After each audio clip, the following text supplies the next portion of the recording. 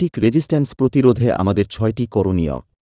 1. ডাক্তারের পরামর্শ মেনে চলা, শুধুমাত্র ডাক্তারের পরামর্শ অনুযায়ী অ্যান্টিবায়োটিক সেবন করা। ডাক্তারের পরামর্শ ব্যতীত কোনো ক্রমে অ্যান্টিবায়োটিক সেবন না করা। 2. অতিরিক্ত ব্যবহার এড়ানো, অপ্রয়োজনে অ্যান্টিবায়োটিক ব্যবহার না করা এবং অতিরিক্ত ব্যবহার করা থেকে বিরত থাকতে হবে।